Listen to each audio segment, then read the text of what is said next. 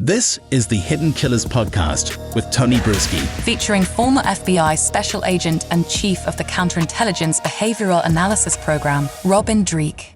Well, this last week, we've learned more about Chad and Lori Daybell and some of their never-before-heard jailhouse phone calls. And they think they're pretty tricky in these. So we're going to take a listen to several cuts and, they express more than just they're crazy after the end of it, but some of these, that's really all you can say. Joining me to discuss, Robin Dreeke, retired FBI special agent. These are weird, and I got to give you some context before we start listening to it. They thought they were being tricky. They thought they were kind of, pulling one over on the investigators that were listening in, obviously, on the jailhouse phone calls by describing everything as if it was an HGTV show.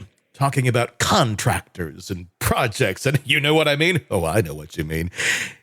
It's nuts. It's utterly nuts, and I think this is, if the nails in the coffin for Chad weren't already there, this is like pouring concrete over the top, going, you're done. I can't wait to hear it, and before even listening, I think it's really important. One of the greatest lessons I've learned in life that has helped me tremendously when dealing with every single human being and individual is never, ever, ever assume anyone else is a moron. True. Because the second you do is the second it's going to bite you in the butt. Yeah. Our own ego and vanity will be our greatest underminer. Now, that's not to say that there aren't fools out there. We cover a lot of morons on this show that have done stupid things. There's no doubt. But to go that as a presumption to start with so that you think you can be coy and talk around, especially around, and consider this, people that have a life career of reps of listening to fools like you. Yes. It's not like this is their first rodeo of listening to people on jailhouse phone calls and you think you're going to do something brand new they've never seen before. Well, the added spice to this is the fact that they are talking about Alex Cox, who's dead at this point in time, and they're talking about texting him and having conversations with him from the grave. This is the beginning of that phone call with Chad and Lori claiming to have that spirit communication. So I texted Ray.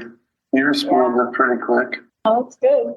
Usually it's hard to get a hold of him. He's busy days. Yes. I asked him what we'd talked about. He's very optimistic. It was very optimistic for you, or he's very optimistic it could happen? He's very optimistic for both of us. He doesn't know his own project timeline. He said stick with it. What he projected in that paper he wrote. So if he's optimistic about his construction problems, not problems, but plan. Yeah. His construction plan, the blueprints are still intact. Yes. Their timing. And I kind of just said, I texted him what you just said, is you guys are always a little off. Right. Exactly. We just want a real estimate. Right. What do you say? He just laughed. He did not confirm nor deny that fact that contractors are always later than they think they're going to be. He's like, it'll work out, how he is. He did want me to say he misses you, but he's not far from, contact. We can talk. We can text him whenever he wants. Yeah, I can't text anybody.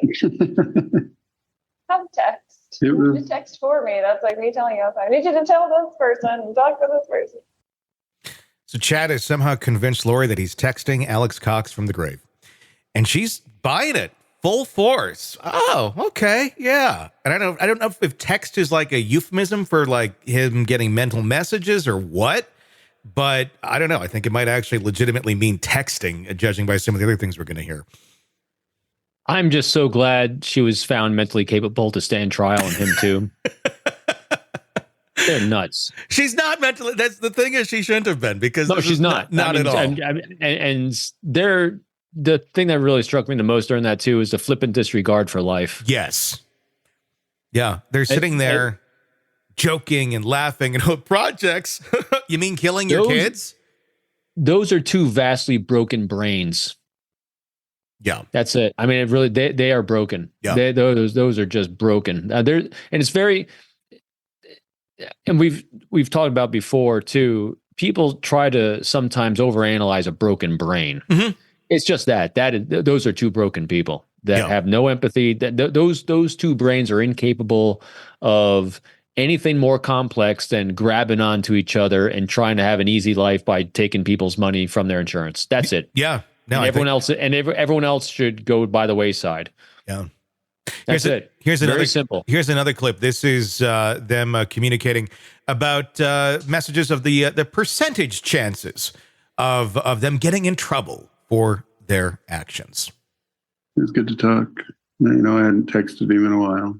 So he would still answer all my questions in the same way, you think, if I texted him? I think you ought to write down some questions for him and maybe even mail them off and see what happens. If he'll respond to you. I have no doubt. Don't forget President Holland's talk. That snippet. He seemed like he wants to text you if he could. Yeah, that's all true. That's all I can say. No, he's still very interested. He hasn't forgotten about us. Remind him when you do text him back that at the beginning of this project, he said there was only a 3% chance that there would be trouble from certain aspects. And then there's 100% trouble because that's where it all started. So find out about that. See what he has to say for himself on that issue. And you know exactly what I'm talking about.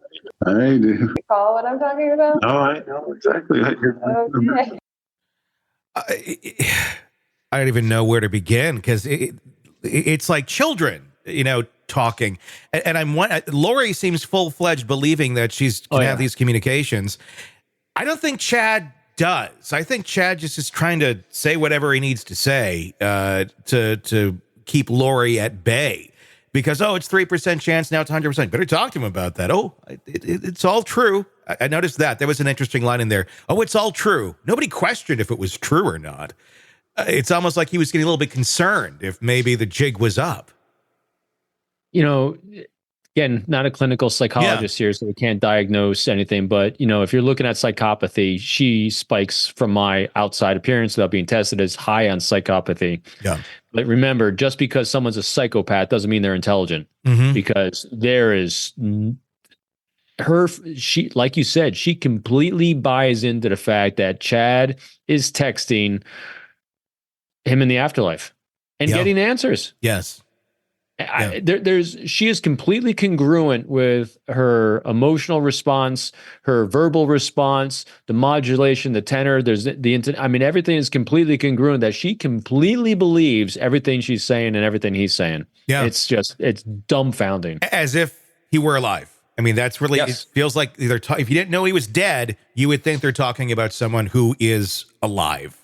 And that's why they're so deeply buried in that, in their own narrative that they created, the rationalization that's how she could kill her own kids. Mm-hmm. That's how they could kill people, because they weren't killing anyone. Yeah. They're still alive. Look, we're still texting. Look, that's not true. A big deal. We're still texting. We released them from the zombie body. They're coming back. That's true. Yeah, that was the justification in the back of their mind for a lot of this. Sick of the ads? We are too. Start listening with no commercials now and get access to all of our episodes in advance of everyone else. Become a True Crime Today Premium Plus subscriber on Apple Podcasts. Search True Crime Today Premium Plus on Apple Podcasts or go to our podcast page and sign up now. True Crime Today Premium Plus. Sign up now.